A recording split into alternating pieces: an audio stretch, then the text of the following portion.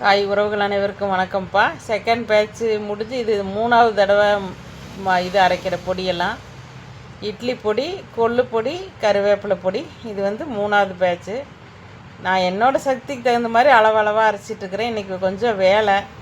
நாளைக்கு கோவில் போகலான்னு எல்லாம் வலிச்சு விட்டுட்டு சாணி போட்டுதாப்பா வலிக்கணும். கடையெல்லாம் கொஞ்சம் சிரமமாக தான் இருக்குது. என்ன உட்காந்து அப்படியே எங்கள் இதுலேயும் இந்த விளக்குமாறு பழைய விளக்குமாறு இருந்துச்சுன்னா எடுத்து அதுக்குன்னு தனியாக ஒரு விளக்குமாறு வச்சுருப்போம்.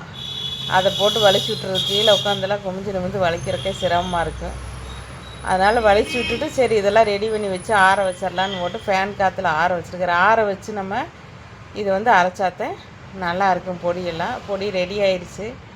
பொடி ரெடி ஆகிறதுக்குள்ளே எனக்கு இட்லி ஒரு 3 எடுத்து சாப்பிட்லாம். பசி ஆயிடுச்சு காலையிலேருந்து. ஏன்னா சாப்பிட்ல, மத்தியானம் பசிக்காதனால காலையிலேருந்து சாப்பிடாமல் இட்லி ஒரு 3 எடுத்து இட்லி பொடி வச்சு சாப்பிட்லான்றது. என்னோடய பிராண்டு இட்லி பொடி சூப்பராக இருக்குது. வாங்க சாப்பிட்லாம். பொடி ஆறுறதுக்குள்ளே நம்ம கொஞ்சம் சாப்பிட்டுட்டு அரைச்சிக்கலாம் அப்படின்னு போட்டு சாப்பிட உட்காந்துட்டேன். பசி ஆயிடுச்சு மத்தியானம் சாப்பிடாதனால. வாங்க சாப்பிட்லாம் தங்க பிள்ளைகளா. அம்மாட்ட இட்லி வாரு எப்படி இருக்குன்னு பஞ்சாட இருக்குது. இது எப்போ சுட்ட இட்லி? காலையில் சுட்ட இட்லி ஹாட் பாக்ஸில் இருந்துச்சு.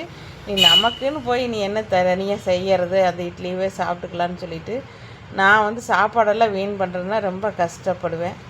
அதனால் எனக்காக வேண்டி ரெடி பண்ண வேண்டாம்னு அந்த 3 இட்லி சாப்பிட்டுட்டு ஒவ்வொரு பொடியாக அரைக்க ஆரம்பிச்சிட்டேன். இது வந்து இட்லி பொடி, இது கொள்ளு பொடி, அந்த பக்கம் இருக்கிறது வந்து கருவேப்பிலை பொடி போட்டுட்டு ஆறுனதுக்கப்புறம் நான் இந்த தராசு தாப்பா வச்சுருக்கேன். இன்னும் ஒரு கொஞ்சம் ஓரளவுக்கு நம்ம காசு பணம் இல்லை நம்மக்கிட்டலாம் அளவளவாக. இது வந்து ரொம்ப நாளாக ஆச்சு கடை வைக்கிற புதுசில் இந்த தராசு வாங்கினது. அதிலே 100 கிராம் பாக்கெட்டாக போட்டு எல்லாத்தையுமே ரெடி பண்ணி வச்சாச்சு. நாளைக்கு தான் கொண்டுட்டு போய் எல்லாத்துக்கும் பக்கத்தில் இருக்கிறவங்களுக்கெல்லாம் கொடுக்கணும்.